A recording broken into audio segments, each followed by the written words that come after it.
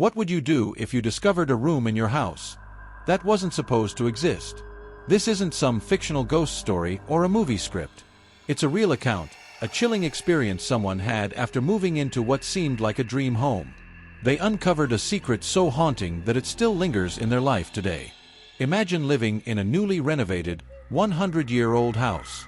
Everything feels pristine, cozy, and secure, until the moment you realize something is very, very wrong. It all started when I moved into this old house. It had been recently renovated, and it was stunning, the kind of place you could see yourself building a life in. The floors gleamed with fresh polish, the walls were painted in soft, welcoming colors, and the air smelled faintly of wood and new beginnings. To say I fell in love with the house would be an understatement. It was perfect, or so I thought. But perfection can hide some unsettling truths. A few days after moving in, I began to notice something odd. At the end of the hallway on the second floor, there was a door. It wasn't just any door, though. It didn't look like it belonged there. The trim around it was slightly different, the paint didn't match perfectly, and its position felt off, like it had been placed there as an afterthought.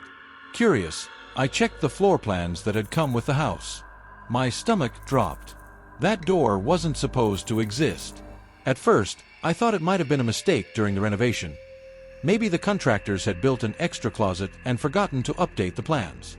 But something about that door pulled at me. It was like it was daring me to open it. And I did. When I finally turned the handle and stepped inside, my breath caught in my throat. The room was small and windowless. The walls were bare, covered in faint stains that looked like they had been there for decades. The air was thick and stale, carrying an almost suffocating weight. And then there were the shoes. Hundreds of them, scattered across the floor, coated in layers of dust so thick you could write your name in them. They were all children's shoes, tiny, scuffed, and old. Some were tied together with frayed laces, others looked like they had been tossed in carelessly. The sight chilled me to the core. Why were they here? Who had left them? And why had this room been hidden away? I tried to rationalize it. Maybe the previous owners had stored them here during the renovation. Maybe they'd meant to donate them but forgot. But as much as I wanted to believe those explanations, they didn't feel right. I told my roommate about the discovery, hoping they'd have a logical answer. They laughed it off, saying it was probably just a creepy old storage room. Still, I couldn't shake the feeling that there was something more to it. And then, the night started to feel different. Every evening, as the house settled into silence, I felt a strange unease creeping over me. It was as if the house was watching me, waiting. I began hearing faint noises, soft creaks and taps that seemed to come from that hidden room. At first, I brushed them off as my imagination. But then, one night, my roommate heard them too. We decided to go back to the room together the next morning. But when we reached the end of the hallway, we stopped in our tracks. The door was gone. Where it had once been was now smooth drywall, as if the room had never existed. My roommate stared in disbelief, rubbing their hands along the wall as if they could find some hidden seam. But there was nothing. No sign that a door had ever been there. The house suddenly felt colder, darker. The noises became louder at night. Footsteps, whispers, the faint sound of shuffling. I didn't know what to do. I felt like the house was trying to tell me something, or warn me. And that's when I realized, whatever had been in that room wasn't just confined to it. It was everywhere now. The climax, 3:30 to 5 o'clock. After the room disappeared, the atmosphere in the house shifted drastically. The warm, inviting feeling I'd once loved was gone, replaced by something oppressive and cold. It felt as though the house was alive, its unseen presence constantly pressing down on me. At night, the silence was no longer comforting, it was unnerving. Strange noises filled the air, soft creaks in the floorboards, faint footsteps pacing back and forth in the hallway, and whispers so low they were almost imperceptible.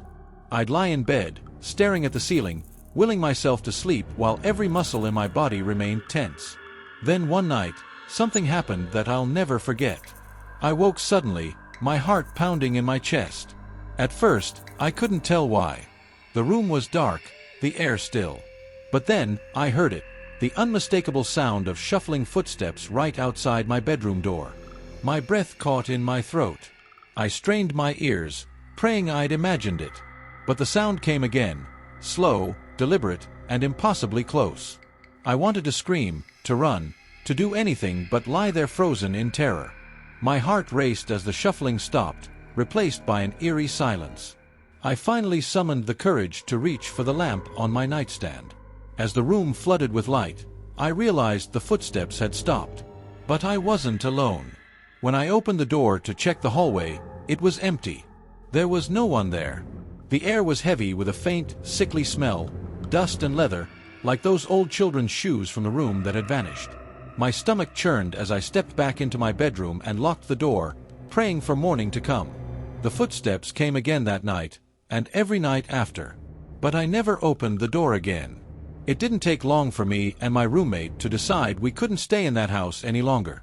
Whatever had happened there, whatever we'd uncovered, wasn't something we could live with. The house was no longer a home. It was a place of fear, and we knew we had to leave. We packed our things and moved out within a week.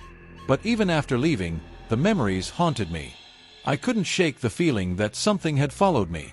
Sometimes, in the middle of the night, I'd wake up to the faint sound of footsteps, soft and deliberate, as if they were searching for something.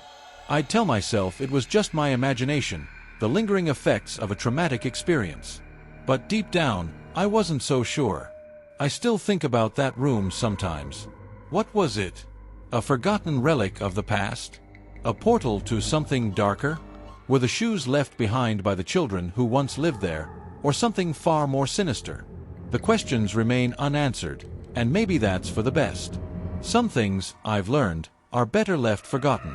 Some stories leave us with more questions than answers. Some secrets are buried for a reason. What do you think was behind that mysterious room?